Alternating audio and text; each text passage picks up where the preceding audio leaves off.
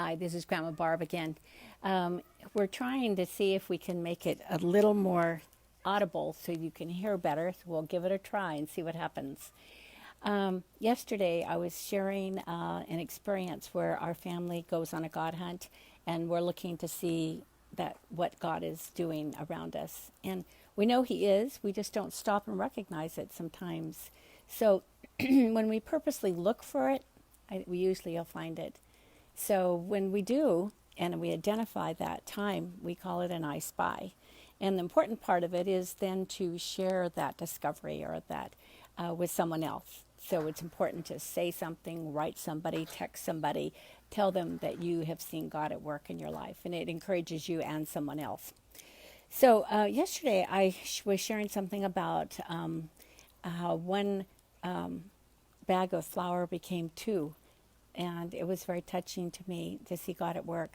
And today I wanted to share this last week, there were a number of things that happened that I just felt they were I spies, and I wanted to share another one today. I'm not an experienced storyteller, so I hope I can make it clear and make it meaningful for you as well. This one has to do with face masks. And if you don't have one, probably someone in your family does, or you've seen people wearing them. Now, the question is, where are they coming from? Maybe you or your family have been making some, or somebody's made them for you, or you bought them from someone, or there could be a variety of where they're coming from. Well, I have, still some material that I haven't made masks with, but I've made several. One for my husband and I and my sister, and I have some others that I've been planning to make but haven't made them yet. But I have a friend who's been making a lot of masks. And that's the person I want to tell you more about. She's actually a member of my church in Ceres. Her name's Giselle, and she is quite an amazing person. Some of you may know her. Her daughter is Stella, and the two of them are such a good witness of caring about other people. It's truly amazing and inspiring for me. And I wanted to, some people refer to people having the qualities of a woman who's a godly woman, and they refer to the chapter of Proverbs 31. And I'm just going to read you a verse or two out of there that I think really fits Giselle, and then I'll tell you a little bit more about her. In the verses of 20, and that says, she extends her hand to the poor. Yes, she reaches out her hands to the needy. And she's been working for many years in our community services program at our church, helping with making quilts and converting things over to making sleeping bags for people who need a sleeping bag, perhaps some homeless, and also with the food distribution. But she's been doing that. And when it came along that masks were needed, she immediately wanted to be on the front line of doing that. And she surely has. I don't know the exact count of how many masks she's made, but according to Stella, she's made more than 1,000. That's a lot of masks. And I've been able to share a few things that I've had with her, and lots of people have shared things. And she's been providing them for people all over the place and giving them to them. Those who are working in rest homes, the people, the family members, the people that she finds out really need some. And I've been fortunate enough to have been given some to also help to share with other people. And that's where my I Spy comes in addition to this week.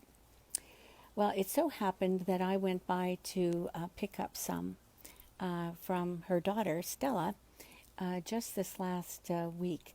I believe it was on Friday. I'm trying to remember, Thursday or Friday, and today's Sunday. And so I immediately drove over to one of our church members' homes. She's in an apartment, and she had said that she works in a home care setting with people like a nursing home, and she needed to provide her own masks, and she really could use some. So I took a stack of masks and that were made by Giselle, and I put them in an envelope for her, and kind of like this. And I drove up to her place to drop them off, and she wasn't, because we're really trying to avoid getting in close contact with people to protect other people and to potentially for ourselves as well. And so I called her, and she said, she called me from her apartment window and said, open my trunk and you can leave them there. So dropped off the first masks to her. So then I thought I had set some aside to mail to another friend, someone who, her name's Kathy or Catherine Tams, now Espinoza, and she said she could use some, and where she works in a preschool and her husband in his job. So I had put a stack of them in an envelope for her. So I knew I needed to go to the post office. So I drive to Turlock, to where I live, and to go to mail this envelope.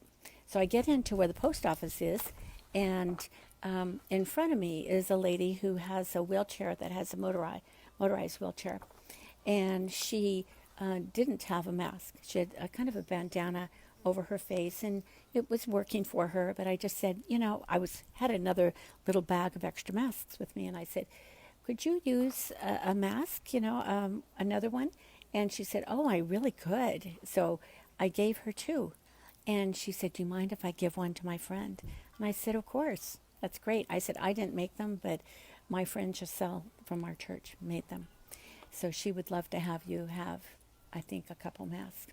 So as I saw this lady leave the post office in her motorized wheelchair, I was really touched because her friend was also in a wheelchair. She hadn't come up to the counter, and I was just like kind of amazed. She took her wheelchair, and she just didn't have a motor in hers, and she held on to the back of her friend who did have the motor and kind of let her pull her. And so the two of them, I don't know quite where they were heading, but they both went off with a mask. That was a blessing. So then I had finished the post office, and I went over to drop off some kitten food, and to another lady, and that's another story about the kittens I haven't told you about, but that'll be maybe tomorrow. And so I dropped off the kitten food, and I noticed she didn't have a mask.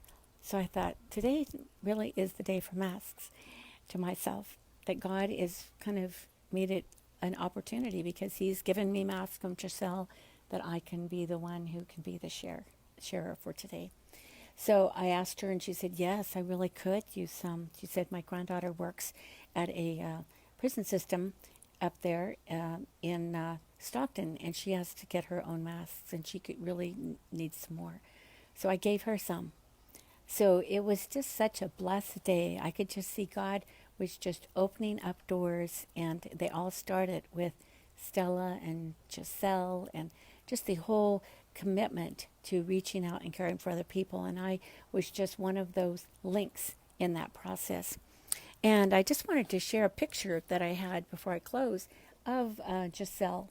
This is the only picture we have because I took it one time when I went by to drop off some fabric, and I said, can I just get a picture? And I don't know if she's had any other pictures taken, but she is our angel who is making all these masks and so committed to continuing to serve God in whatever way she can. And right now, it's to making masks for other people. So you want to think of ways that you can help with someone else around you as well. And in this case, it was with masks that I was blessed because I could see God at work. I hope you look around and find God at work and identify it as an I Spy. And I'd love to hear about it. Be sure and tell someone that you know in your family or home or your neighborhood that you've seen God at work. Have a wonderful rest of the day.